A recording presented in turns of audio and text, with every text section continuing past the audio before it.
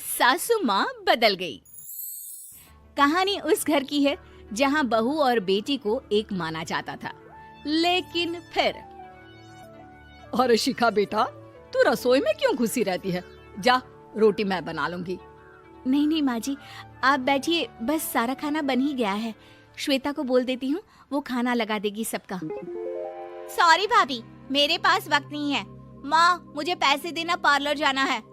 हाँ हाँ चली जाना, भाभी को भी ले जाना। वो भी जाने को बोल रही थी पार्लर, पर पहले ना मदद कर दे उसके खाना लगाने में। देख माँ, वो बहू है, उसे बहू रहने देना, इतना सर पर मत चढ़ा भाभी को। श्वेता, ज्यादा मत बोला कर। बहू और बेटी में कोई फर्क नहीं होता है। जा जाकर काम कर।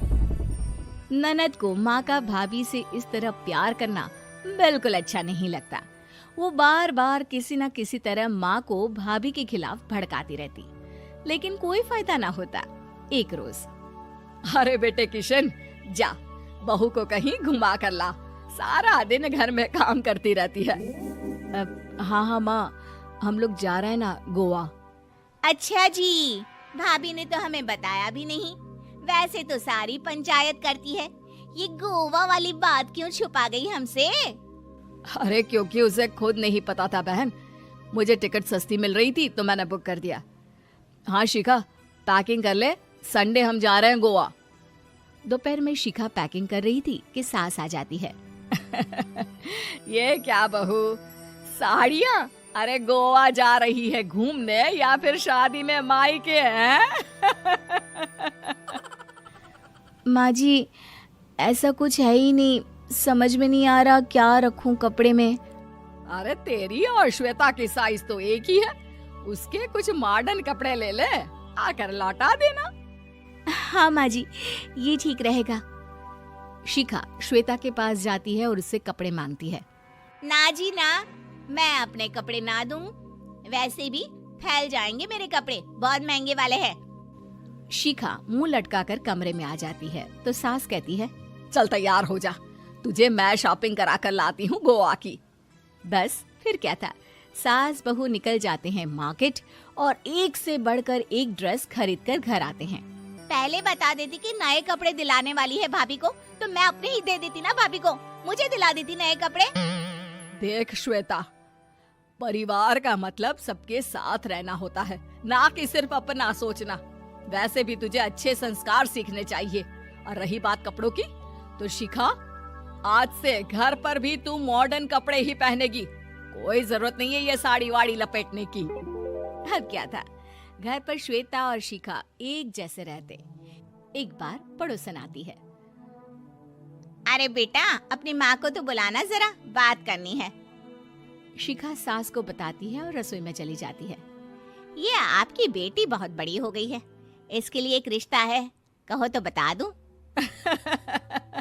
ये बेटी नहीं बहू है, घर में सब एक जैसा ही रहता है। वैसे मेरी बेटी भी बड़ी हो गई है, कोई रिश्ता हो तो जरूर बताना। पड़ोसन रिश्ता लेकर उन लोगों के घर आती है। तब श्वेता की होने वाली सास कहती है, तो ये घर है, कितने मंजिल का है? और ये बहू ने आपकी क्या पहन रखा है, जीन्स टॉप?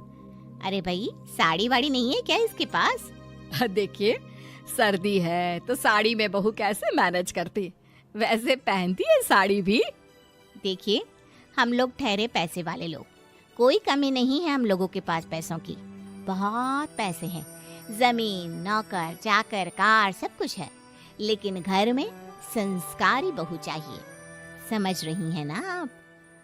सास कुछ कहती कि श्वेता बोल पड़ती है, हाय रे, नौकर चाकर से लेकर जमीन, कार, पैसा, हाँ हाँ मुझे रिश्ता मंजूर है, मंजूर है मुझे। अरे रुक जा श्वेता, मैं बात कर रही हूँ ना। देखिए, हम लोगों के घर इतनी आजादी नहीं मिलेगी। अरे हाँ कर देना माँ, हाँ कर दे जल्दी से। सास क्या करती, बेटी की शादी ऐसे घर में कर देती है जहाँ ना उनके विचार मिलते हैं और ना ही आचार। शादी के बाद एक रोज फोन पर, श्वेता बेटा, एक बार घर आ जा, बहुत दिल करता है तुझे देखने का। माँ, वो घर पर बहुत काम होता है, कैसे आऊँ?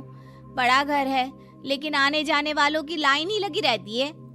बेटा मैं तो जानती थी उस घर का हाल, लेकिन तू ही नहीं मान रही थी।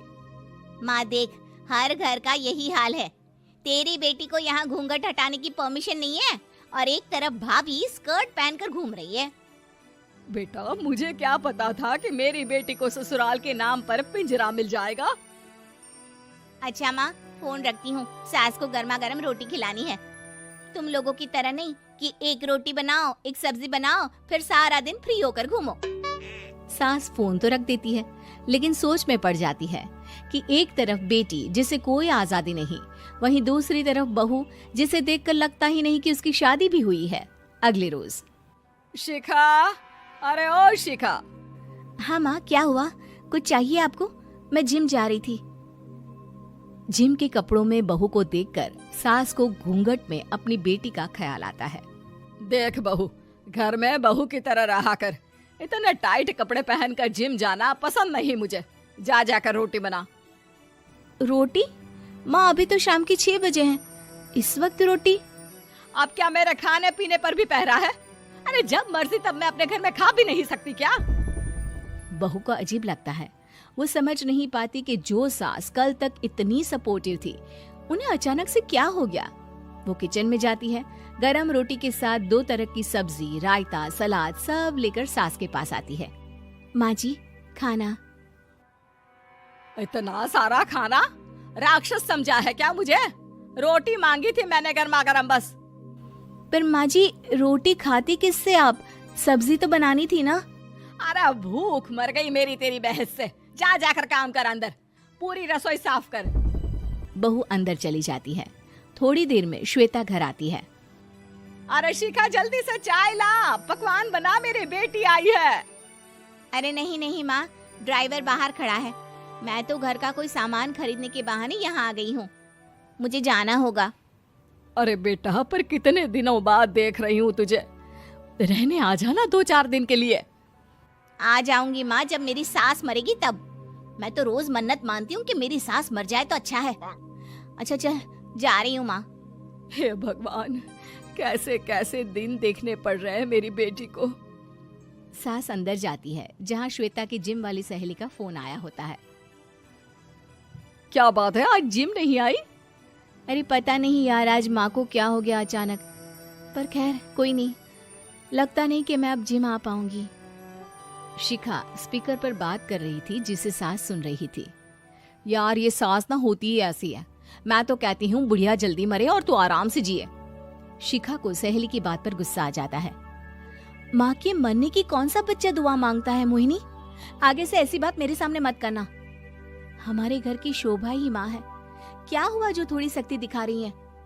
उसमें भी कोई ना कोई उनकी भलाई ही होगी। मैं तो कहती हूँ भगवान मेरे जैसी सास सबको दे, जो सिर्फ माँ की तरह है। सास वाली तो कोई बात ही नहीं है उनमें। सास ये बात सुन रही थी। उनकी आंख में आंसू आ जाते हैं कि क्यों वो बेटी की किस्मत में बहू को भी भागीदार बना रही थी। शिखा, अरे ओ शिखा, क्या हो गया? जिम नहीं जाना क्या?